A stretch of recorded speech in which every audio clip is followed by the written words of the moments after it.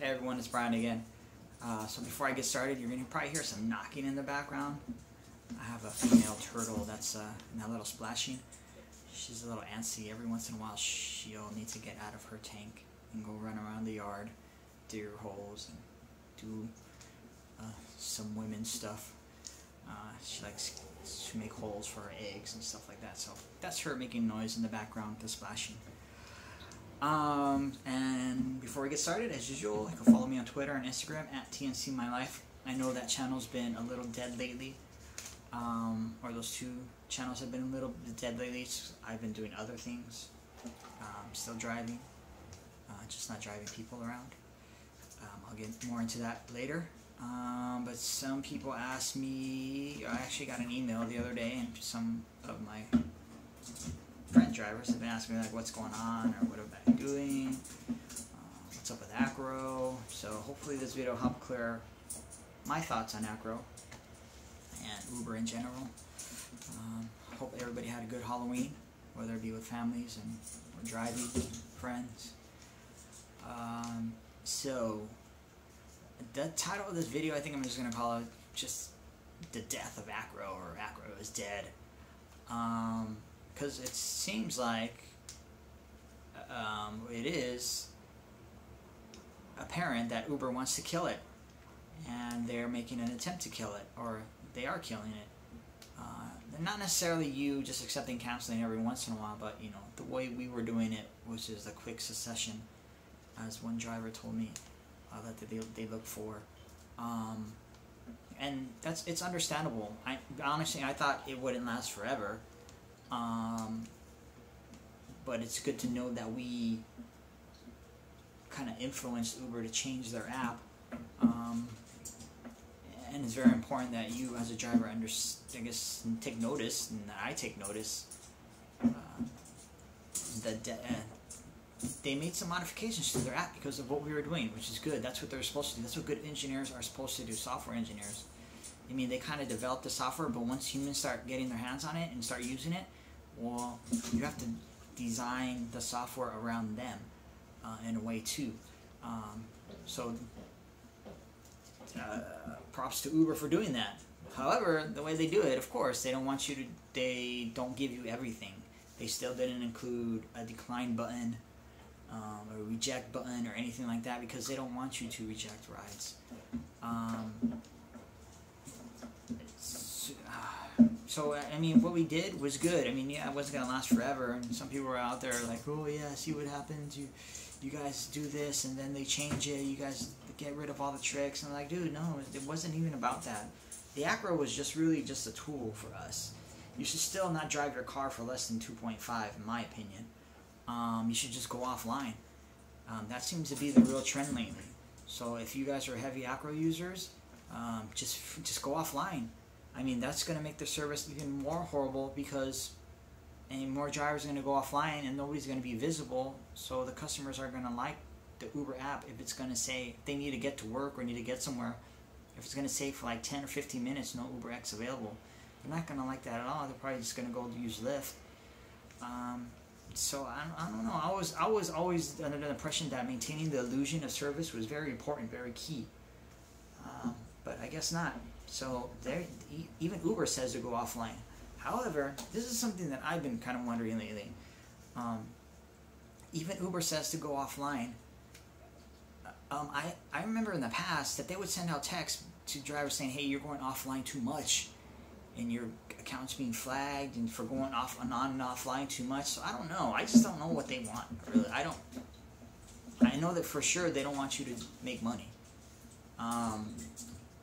They want you, this whole thing, this whole process, this whole like 6 months, 8 months of doing this, like really, you can kind of see the way they want you to operate your car, and they kind of just want you to provide your car for the cheapest price possible for their cheap customers. And you as a driver, business owner, you need to understand that this is not good. You are not going to make money if your partner is not helping you make money. If they want you to provide your car for the cheapest price possible, and they're really even, Uber is really even forcing you to provide your car at the cheapest price possible via these deactivation warnings, via these suspensions, or intimidating you to do this. So this is not a good sign. If you as a driver want to earn a whole bunch of money, not more, but just earn a living on Uber and not burn up your car, you're not going to do it giving 90-cent, 80-cent rides. It's just not going to happen. So you need to consider this heavily. And I've considered this over the past month or so since my deactivation, my suspension. Yeah, I kind of like, man, you know what? It's just not going to happen. Not only because Uber is forcing you to give your car for cheap, or intimidating drivers to get, but really the customer base. The customer base for you to earn a living is not there. These people, they just wait for the surge to go away, and then they get their cheap ride. You're not going to get any money from anybody who just sits there and waits. It's a waiting game. And me personally, it was kind of fun at the beginning because the demand was there, but now the passengers are just waiting it longer and longer. They don't care. They have different apps that notify them when the surge disappears. I think that's why Uber is changing their surge. They're going to go with those octagons or whatever. They're going to change that because, while it's still geolocation, so maybe that'll help. But I don't know. I just do not see a driver being able to earn good money with these cheap customers. They're just cheap clients. I just don't see it. Yeah, some of the other drivers, man, I saw this driver, I think he made like $2,500, but this guy was giving 50 and 30 rides a day for 7 days straight. I was like, yeah, that's good money, but somewhere in there, either your life is sacrificed or your car is sacrificed with those kind of numbers. And if you're fine doing that, great. And another thing too is when I saw those numbers and I see these posts in the Facebook groups that I'm a part of, they're usually from posts of faces or people that I have not seen posting before. So that tells me they're a new driver. And we all know, well, most of us good Uber drivers know that when you sign up, if you're a new driver for the first 2-3 months, you get preference on pings, period, from both sides, Lyft and Uber.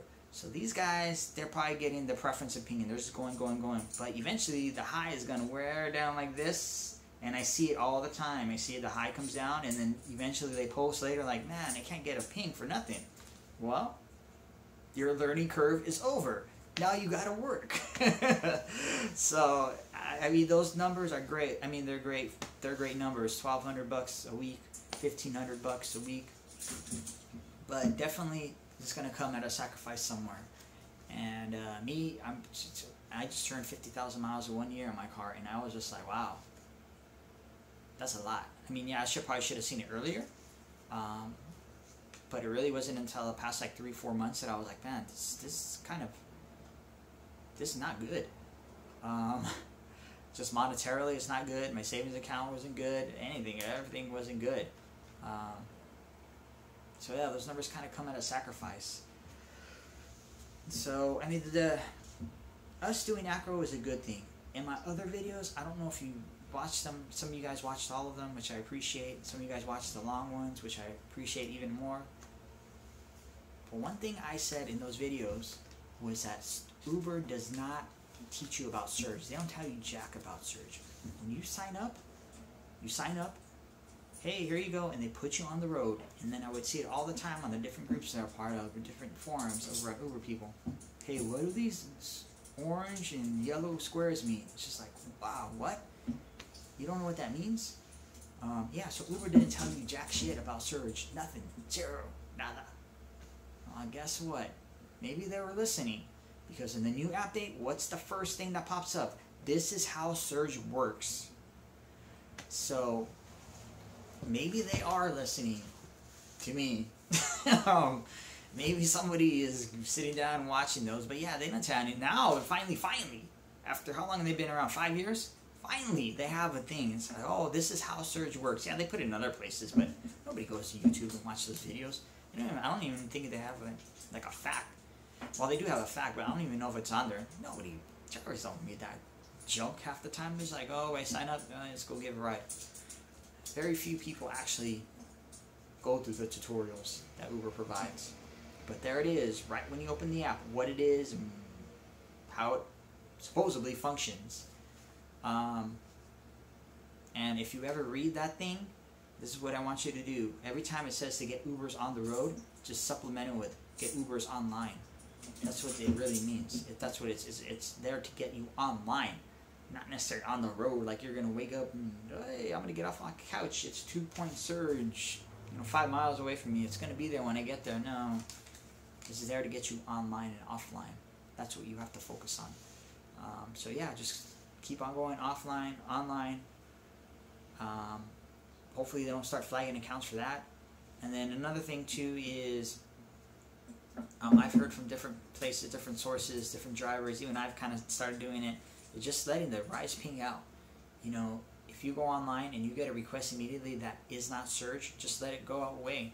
It seems that, see, this is another confusing thing. I hate giving bad information, but apparently, I don't think Uber cares too much about the acceptance. However, they send out emails and texts all the time saying, drivers, your acceptance rate is too low. So, I don't know. It's like, it's two different sides. Like, which one is it? This company is just the crazy X. That's all they are. Which one do you want? So, even when I was kind of after my suspension, I just started letting them ping out. It's like, oh, whatever. But I never really liked letting ping out because it would never make me available for somebody who's there. Yeah, it's only 8 seconds or it was 15 seconds. But yeah, when it's busy, during the rush hour, yeah. You guys see my other videos, I would skip rides like one every 4 or 5 seconds. So I don't know. I'm not too crazy about the letting ping out, but apparently they don't monitor it too much. Maybe they do, maybe they don't. I don't know. But you kind of have to mix and match the two between doing ACRO, not letting them ping out, and then just going online and offline. So yeah, so the surge thing was, like I said, finally the surge information, like what it is. It's not really accurate because they don't tell you that it's a pricing tool for drivers to help them set the price, but they're not going to tell you that. So let's see, I have my little notes here. So I touched on just the remaining offline. I don't know if you guys noticed. So there was a whole strike thing that happened for UberFreedom.net or Abe Hussein, which I'm kind of becoming more. I was always supportive of the strike. What's the big deal? Just go offline and not work. Just try to send a message. Because, yeah, we should. Why not? Maybe Uber will see the same reason why the app was updated, because we were doing ACRO. They included the surge information on the app now. So yeah, maybe it was because we were skipping that they made these improvements. So hey, guess what? If you guys start striking, maybe they'll take notice. You never know. You just got to do it and try it. So what is the big deal about the strike? What is the big deal about not striking? I don't know. But I know some of you guys want to take advantage. I guess that's cool. I don't know. Everybody's free to do whatever they want to do. I would prefer if you guys were supportive. But if you guys noticed during the strike, hey, it surged a lot and very well. Guess why? Because there's no drivers online. So you guys need help. You guys need to create that effect of surge and seeing what it does. Just remain offline until it gets to a price. Here in LA, I prefer 2.5, period. But I know that's not going to happen because, like, once again, I said the customer base is cheap. This is the this I've thought about a lot, and I'm just like, I don't like having to fight for my service. And that's what you are doing out there, is you're fighting for your service, trying to fight for a better wage, I guess. And, I don't know. I'm not too crazy. I'm not too fond of that idea because there's not that many people that are willing to pay you at that what you might think is a good price. So yeah, just remain offline, and then you'll get those strike surges again. Tell other drivers just to go offline. And then if you go online, you gotta monitor the delay between the rider app and the passenger app. Then go online. Hopefully you don't maybe wait like 5 or 10 seconds and then go online, or maybe even 30 seconds and then go online. Because as soon as you go online, when it's surge, you're probably gonna get 2 or 3 requests that are not surge, just because there's a delay in the whole system. It's jacked up. See, I touched on the acceptance. So yeah, just letting them ping out. I don't know which is I'm so confused. This is why I haven't been driving either, because I'm so confused. I mean, it's not good to be confused as a business operator, especially when it comes to money. So somebody wrote me an email, and they said that the internal term that Uber uses is phishing. What we were doing, which is kind of odd, because I don't really consider it phishing. Like, I'm looking for the best one. I'm just looking for the higher priced one. I'm not too crazy. I don't know. Maybe that's just their thing. So let's see, Lyft. So a lot of people have gone from the Uber side since the deactivation to making Lyft primary, which is good. I mean, it's good to have another alternative to go to, but Lyft, to me, in my opinion, Lyft is kind of just as bad. They are just as bad. They started sending out emails to drivers about their cancellation rates, just like Uber. It's the exact same language as Uber. And like about 3 or 4 weeks ago, no, maybe 6 weeks ago, Lyft actually pushed an update to their app, driver app, or their app period, their app, where it would show the prime time, and they immediately got rid of it, because these companies, they don't want the reputation of overcharging drivers, which is very important too for drivers to understand, because they're not being overcharged. I mean, we're just trying to get what is a fair rate, but those prime time and surge, they have a overcharging underlying meaning to them, and the customers don't like that. It's very important as a driver. I know I keep on repeating myself about this, but yeah, it's very important that you understand this. Uber and Lyft are not going to help you earn more money just because of this. They don't want to be perceived as overchargers of riders. So Lyft immediately got rid of that. And I don't know. I mean, those images are out there. I have images of, yeah, it did show prime time when the request was coming up. Turtle splashing. She's crazy. She's like Uber right now. So yeah, I understand the drivers want the alternative, and they went to do Lyft, and maybe Lyft is a better alternative. I don't know. It's been a while since I've driven Lyft, but I mean, the price, it's like a 10-cent different per mile here. Yeah, maybe there's a power bonus, and the rider can tip on. I'm laughing at my turtle. The rider can tip on the app.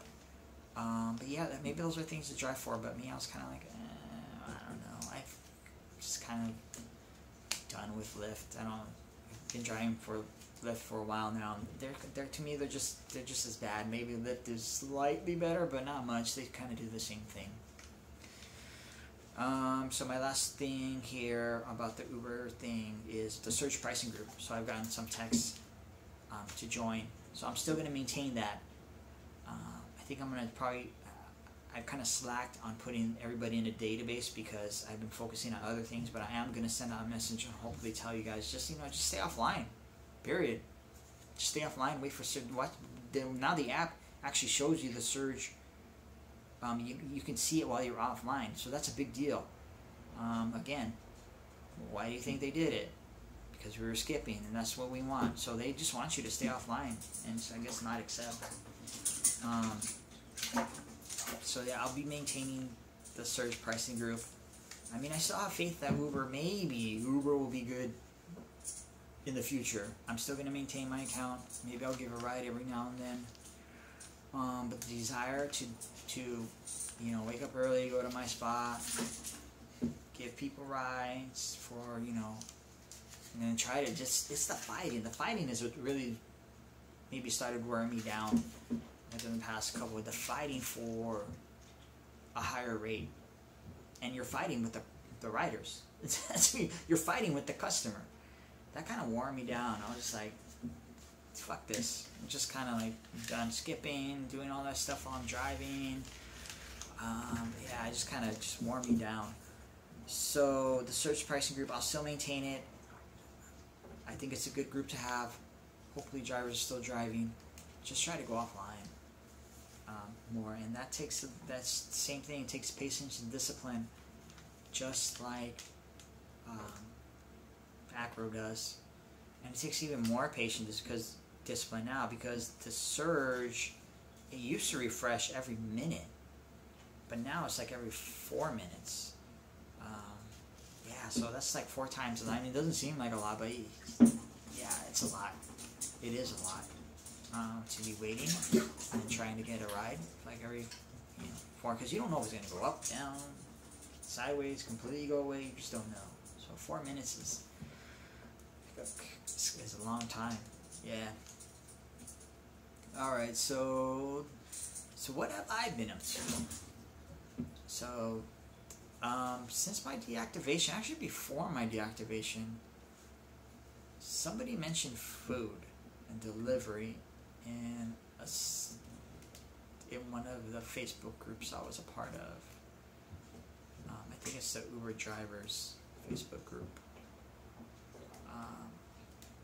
And I was like, And the guy, he posted his numbers, and really what he posted that was important to me was how much he made per mile. That is very important to me in my car, because I want that car to last. It's 2014, kind of need for it to last. I would like for that car to last. And that is the one gauge that you as a driver should be aware of, is how much are you getting for every mile you put on your car. And he posted that he was getting like $1.50 to $2 per mile net for every mile he put on his car doing food. So I'm going to call this, so when I refer to the delivery TNCs, just call them food versus people. So people is Uber and Lyft and Sidecar, and then food is Sidecar again. Sidecar, DoorDash, Postmates, Grubhub, there's another, Caviar. Here in LA, we have LA Bites. I haven't signed up for them yet. And then there's like about 2 other ones, like Chow Hound or Chow Now. And I don't know, there's like a whole shitload of them. So you definitely have choices when it comes to the food side. So he posted that, and I was like, wow, that's interesting, because no way am I getting $1.50 net or even $2 net per mile that I put in my car. So I was kind of like interested in it. I was like, oh yeah, it went in the back of my head, and then I got deactivated, and I was like, you know what, why not just see what it's about? Why not try it? So I always had my Sidecar account, and that one had deliveries, but I would always skip those deliveries. So I was like, what? You're gonna pay me this much to go this far? What? I don't get it. So I went up and I signed up for this one called DoorDash. If anybody would like a referral, you can PM me. I'll send you my email address or whatever. So I signed up with DoorDash, and then I think that week I also signed up for Postmates. And when I signed up for DoorDash, I went through the orientation and did the whole thing. Like, I just kind of made a commitment. I was like, you know what? I'm going to just commit. You kind of have to commit just to figure out what the hell is going on. Like, how to best use these apps, how to best find the customer base. So I started with DoorDash and Sidecar, like, I think that first couple days. And, I did pretty well. And I ended up netting $1.50 and almost like $2 generally what I'm finding is like $1.50, $1.60, somewhere around there per mile that I put on my car. And that includes all my dead miles, everything. Because when I keep track of miles, I log the mileage when I leave my house, I reset my odometer, and then I do my work.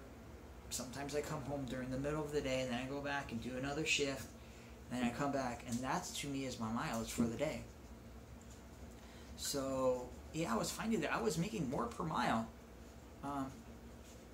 than Uber or Lyft, period. And that was super important to me. So it's still an experiment for me right now. I think this is like my third or fourth full week of experimenting with these apps. Right now I'm just committing to DoorDash and Postmates. I have another orientation this week for, there's another one called Caviar here, and I'm going to be experimenting with them. And you can only do so much. It's just like Lyft or Uber. You can only do about, Lyft and Uber, you can maybe do 2-3 rides an hour, preferably 2. Make those the best rides possible. And delivery is the same thing. You can only do like 2 or 3 deliveries per hour. The thing with the deliveries more is you kind of are relying on tips a little bit more. Their apps, they do let their riders or users tip, but you get a delivery fee. And the tip thing is kind of like, some people do tip, sometimes some people don't tip, but it kind of averages out for me anywhere from 10 to 11 bucks per delivery. And then if you were to add on to that like a 20%, 25% commission that Lyft or Uber would take, so that's like 12. So that's like 12, maybe 12, 13 bucks per.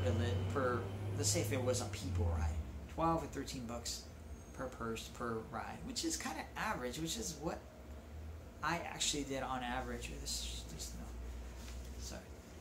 Which is what I would kind of make on average doing Uber and Lyft. The rides would always be about 15 bucks per ride here in LA. It wouldn't be anything too great, but the thing is that I'm really finding kicks the butt after kicks Uber and Lyft's ass is the utilization of my car. I mean, I don't use my car very much when I'm doing the food versus Lyft and Uber. I mean, yesterday, I worked the whole day yesterday. It was super busy. It was the day after Halloween. And I barely broke 100 miles. And I netted over 200 bucks. So $2 per mile net to me. I was kind of like, well, I mean, not all days are like that. Sunday is Sunday's a busy day, just like Lyft and Uber. You gotta find the prime. It's the same thing like Lyft and Uber. You gotta know where to be and when to be. The food side, I mean, Postmates 24 hours, 7 days a week. But you gotta watch out. Sometimes you'll get stuck doing crap runs. And there's actually a video on YouTube by this gentleman named Jermaine, and he talks about this. And it's the same thing like Lyft and Uber. The only way you're gonna know where to be and where the good places to be that are gonna help you earn money, you gotta take the crap ones and just learn from there. So it's the same learning curve all over again for me. Not really all over, because actually I use what I've learned from Lyft and Uber, in particular my city, I've transferred that over to the food side. I know where the majority of the restaurants are. I know where the majority of high-end restaurants are. I really kind of stick around my house now more. I don't have to drive super far, when giving Lyfts and Uber away from home, like drive 20 miles and they got to eat 20 miles coming back. That doesn't exist. Maybe at the most I got to eat, like, if I do a long delivery that takes me away from my area, I got to eat like 5 miles. But I'm compensated pretty well to eat that 5 miles coming back. That's the thing with the food delivery. You got to keep the pickups like right next to you, and then do not drive far for a pickup, because you are not compensated when you drive to the pickup. You are compensated more for the pickup to the delivery of the person. So you kind of want to keep those close to you, the pickups. Position yourself well. Every once in a while, most drop-offs are going to be in your area, like no more than 5 miles. Actually, no more, probably like 3 miles. Every once in a while, you get a long drop-off, and you got to kind of come back. I mean, you could kind of work different areas, but I prefer just to kind of stick with one area. So yeah, that's what I've been kind of doing over the past 4 months, and I mean, to me, this is kind of natural in a way. I've never driven Lyft or Uber. I would say like every 4 months, I have to adjust. Whether it be my strategy, when I wake up, what times, where I am, where I want to be, you know, when you drop somebody out, all that stuff changes. And to me, this is kind of just like a natural thing. Except it's just the food side. And I'm kind of enjoying it. It's a lot less stressful. Don't have to fight with the customer. I mean, via the surge, you don't have to fight with who's going to give you what, when, where. You just kind of, to me, I always shoot for the average. That's kind of the way I've always driven you in Lyft and Uber. You just kind of go with the average. Put yourself in the right place. It's a total crapshoot. Just like when you work an event, you don't know if that person's just going down the street to pick up their car. You pick somebody up from the stadium because they wanted cheap parking, so they park further, or you don't know if that guy's going to go all the way across town. I'm sure there's certain things that you can do in the phone to figure that out. Just like I know there's certain things that you can do on the phone to figure out, you know, how far the delivery is, get maybe a higher delivery fee. I just kind of go with the average, and the average is a lot better. On the food side, that's for me personally. You still have to hustle. Definitely hustle, man. Sunday was a killer day. I did 19 deliveries, $10, like average $10 a pop. So yeah, you just gotta keep the average high. You gotta hustle. Gotta know which restaurants to service and which ones not to service. Don't be committed to just one app. Maybe just like Lyft and Uber. Back in the day when Lyft and Uber were the same price, just don't be committed to one of them. You just take whichever one comes up first and just kind of keep going. Keep going. Like I said, try to get as many in as possible. And yeah, learn the little differences between the app. Which one's good, which one's bad. Maybe in the future I'll kind of go into some of the little quirks of the different ones that I'm noticing. But yeah, that's kind of my status recently. Once again, long video, 35 minutes. This one's been in my head for a while. Just because everybody's kind of like, oh, what have you been up to? It's kind of like, I've been changing. Just because simply the fact, the urge to provide my car for Uber and Lyft is just not there anymore. I mean, I've completely changed. I don't wake up early anymore. No more waking up like at 4 or 5 in the morning to be there for the early rush. Now I kind of wake up whenever. I work late. I work later now, but I'm just doing the afternoon rush, the lunch rush, and then the dinner rush. The dinner rush is like a lot more busier. What I'm finding is you make more money during the dinner than you do the afternoon rush or the lunch rush. So it's just been kind of changing and adjusting. Maybe Uber will get better. I'm kind of curious to see when they're going to change the maps to those octagons. I wonder how much of an effect that's going to have. Because that's going to be the same thing like Lyft's little squares. Which is kind of like, you know, squares. I don't know how they do their search algorithm thing. I really don't know. So So we'll see how that goes. I'm still open to doing the Uber side, but for right now I'm kind of focusing on food. See where that'll go. Which one is that?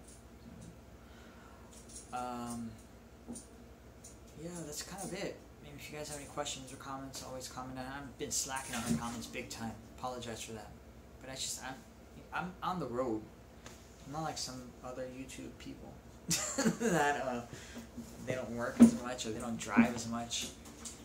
Me right now, the food thing is taking up a serious chunk of my time. I'm going to do, I think 7 days this week. No, 6 days. I usually take Saturday off. So I'm gonna adjust my schedule, and I think I'm doing 5 full days of, you know, a full-time schedule, and then like another day I'm just gonna do the dinner rush because it's Christmas. So Christmas is coming up, and I kind of want to make a little bit extra money. So it's gonna be 6 days of just, you know, food. I'm gonna see where it takes me. So far, it's been good. It's just definitely you have to hustle a little bit. I think you have to hustle a little bit more on the food side than you do on the Uber and Lyft side.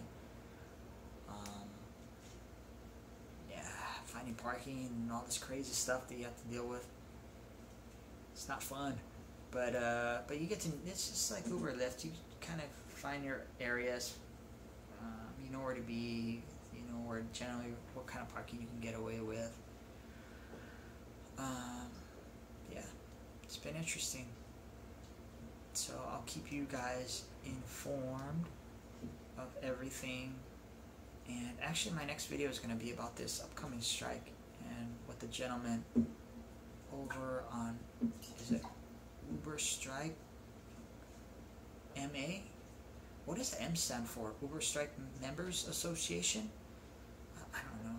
But I think he's doing something good. And it's very important that we understand what he's doing, especially with the fee. The fee is extremely important, and I'll explain that later. But hopefully you guys can participate in the strike. What's the big deal? Just go offline. Go do it. There, this is what you do. Go sign up for a food service. Go do Postmates. Like I said, this here. So there's only Uber and Lyft. Those are only two. Sidecar, so Uber and Lyft. But on the food side, oh, this is another thing important about the food side.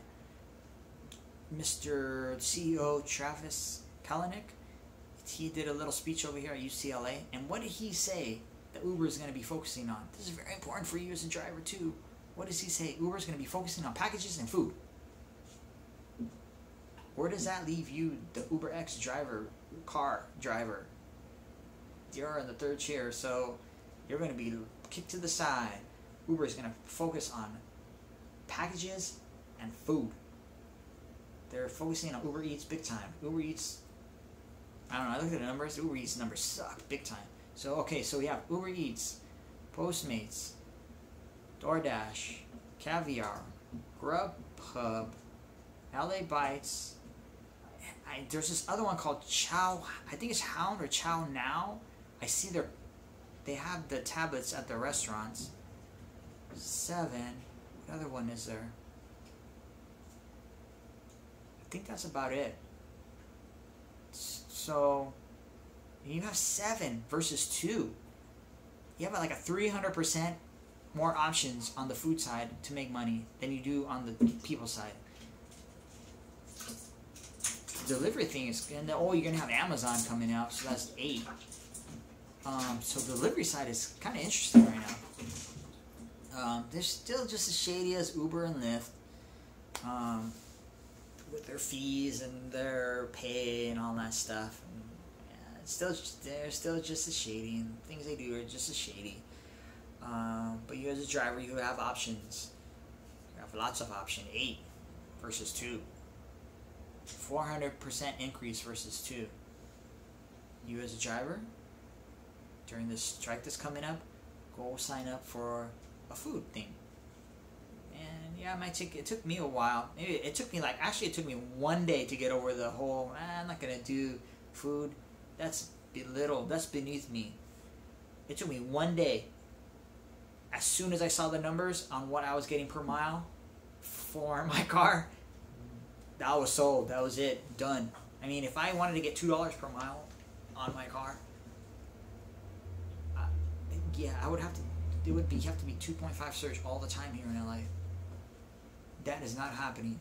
Not only does it have to be 2.5 surge here, you have to find somebody that's willing to pay 2.5 surge. That's not happening at all. So yeah, during the strike time, the strike thing I think is coming up, right, in the middle of November. Just get it started. But it's not gonna kill you. Go sign up for Postmates. Go sign up for Grubhub. Go sign up for one of them. If you would want to sign up, send me a message. Say, hey Brian, I want to sign up. I'll send you my email. I need to change all the email addresses on my accounts so I can just give you it, because the email address I use for this channel is at tncmylife@gmail.com. So I'm going to change all my addresses to that one, so because that's how they keep track of you, just through the email address. I think some of them have a link or something. The DoorDash one has a link, so I'll post a link down here in the video if you want to sign up for DoorDash. Just try it. Big deal. You still have to hustle just as hard as what I'm finding. Definitely have to hustle with the food side.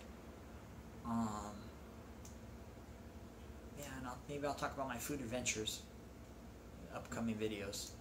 And still keep an eye on the Uber Lyft side. I still have faith in those companies. Those companies are huge. They're growing. But you as a driver, you're not the priority. I don't think you're the priority, period.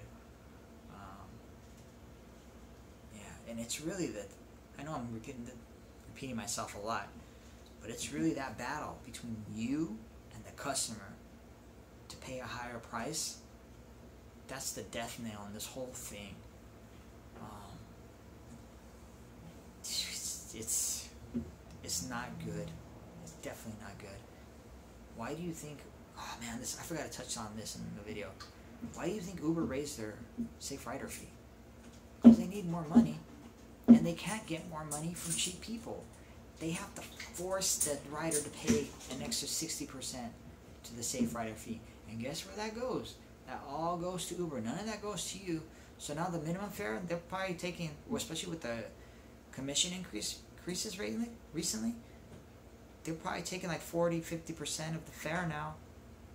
And they're getting a big chunk of it from that fee, that $1.60. I know 60 cents doesn't sound a lot to you, but 60 cents multiplied like a million times or 2 or 3 million times over a year, however many millions of rides they give in a year. Yeah, that's a fucking lot of money.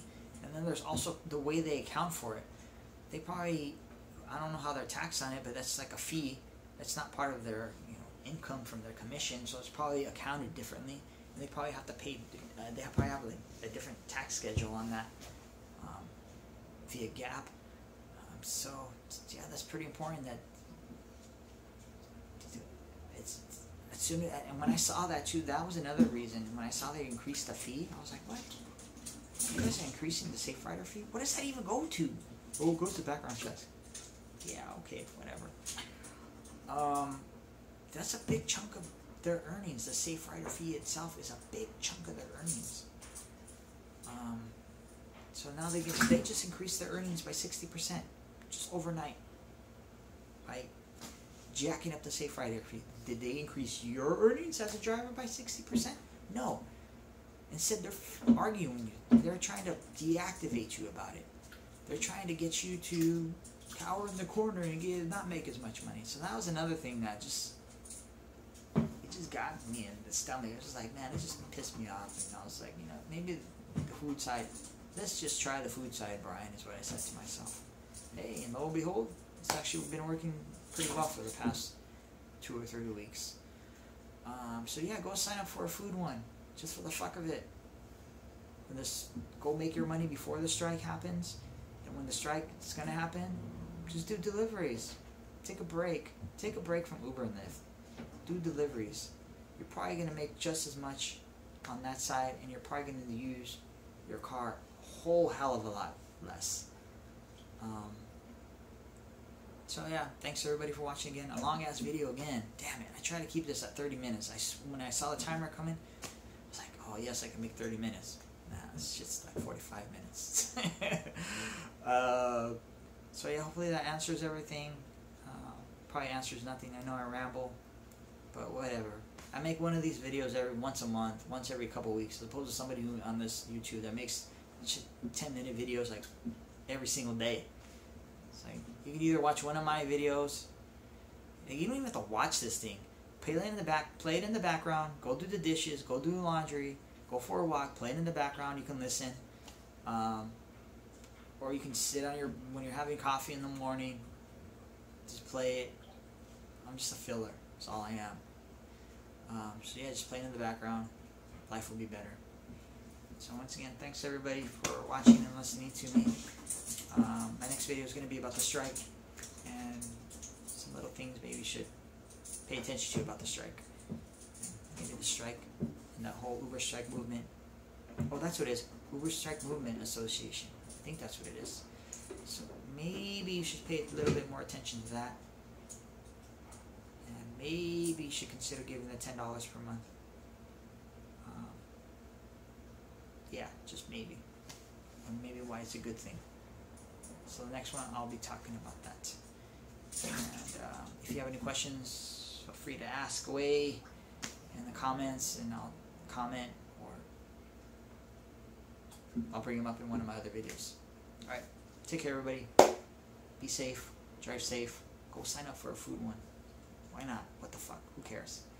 Just add it to the arsenal. Take care. Bye.